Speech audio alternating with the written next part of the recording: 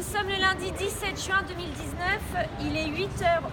Nous allons procéder à l'ouverture et à la distribution des sujets de philosophie, série ES.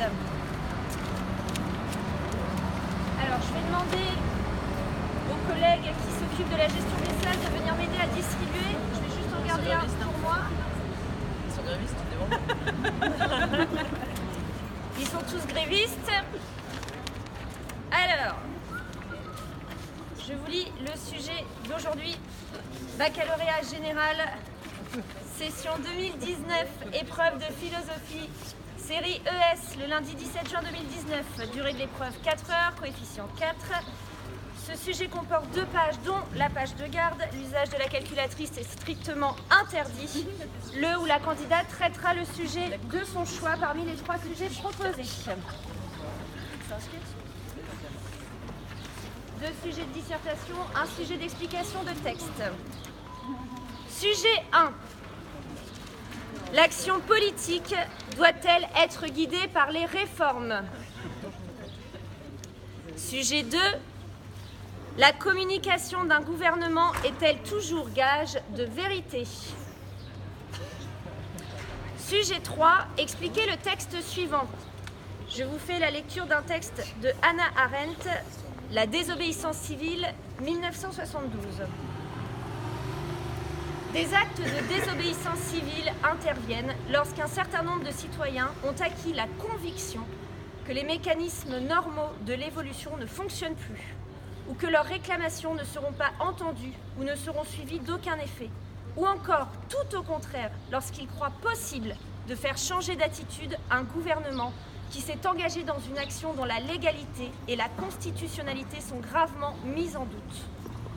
Il existe une différence essentielle entre le criminel qui prend soin de dissimuler à tous les regards ses actes répréhensibles et celui qui fait acte de désobéissance civile en défiant les autorités et s'institue lui-même porteur d'un autre droit.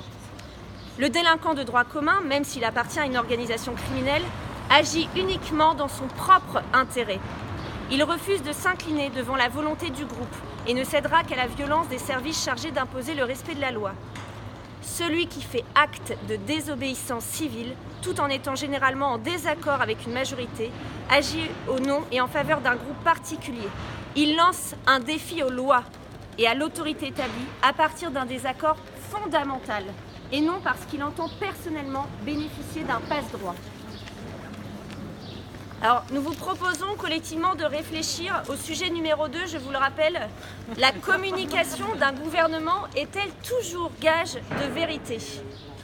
Vous le savez, il ne peut y avoir de dissertation de philosophie sans explication des termes du sujet.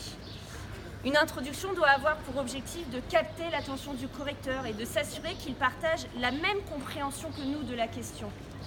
Ainsi, quand on cherche dans le dictionnaire la définition de communication, on trouve action de communiquer avec quelqu'un, d'être en rapport avec autrui, de mettre en relation des choses. Il va sans dire que le ministre Blanquer n'a pas ouvert un dictionnaire depuis quelque temps.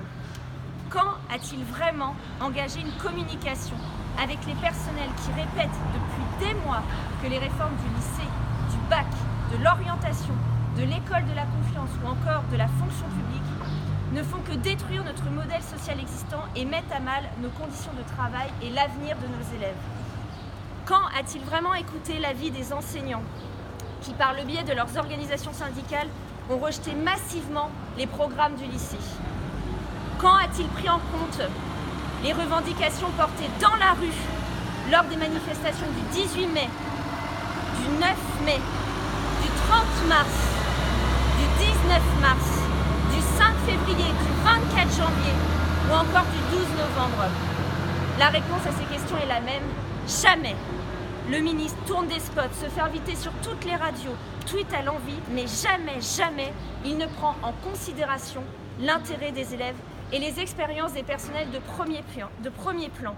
Les CPE, les AED, les AESH, les infirmières, les infirmiers, les assistants sociaux, les assistants sociaux, les psy-EN de l'éducation nationale, les enseignants. Ce besoin perpétuel de représentation pour un ministre de l'Éducation nationale pourrait être mis au service des élèves dont l'État a la charge de leur formation, de leur développement personnel et professionnel. Pourtant, à ce jour, il est surtout le symptôme d'un narcissisme puéril qui cache mal la vérité des faits. Car oui, rappelons-le, le sujet de ce matin nous invite à nous interroger sur ce point. La communication d'un gouvernement est-elle toujours gage de vérité? Or, qu'est-ce que la vérité? Reprenons notre dictionnaire à nouveau et lisons la définition. Connaissance ou expression d'une connaissance conforme à la réalité, aux faits tels qu'ils se sont déroulés, les faits réels eux-mêmes. Il faut croire à nouveau que le dictionnaire de M. Blanquer végète sur une étagère de sa bibliothèque personnelle depuis trop longtemps. Comment affirmer que la réforme du lycée n'est pas dictée par des logiques budgétaires quand elle entraîne à la rentrée prochaine près de 2600 suppressions de postes?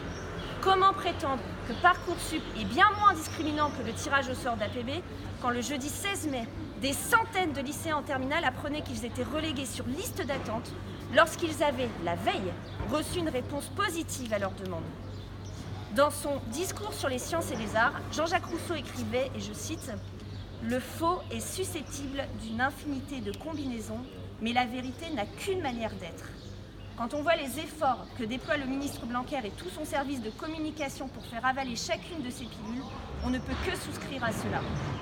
Mais parce que les personnels de l'éducation nationale ont pour objectif de former des citoyennes et des citoyens éclairés aux antipodes des petits soldats obéissants que cherche à façonner Monsieur le ministre, nous continuerons à réfuter les mensonges de ce gouvernement afin de faire éclater toute la vérité. Monsieur Blanquer, nous sommes en grève ce lundi 17 juin, jour de l'épreuve nationale de philosophie, parce que contrairement à vous, nous avons à cœur de protéger l'ensemble de nos élèves, quel que soit leur sexe, leur origine sociale, leur lieu d'habitation, leur projet professionnel. Et c'est bien nous qui agissons au quotidien à leur côté pour leur construire un monde meilleur, et non vous.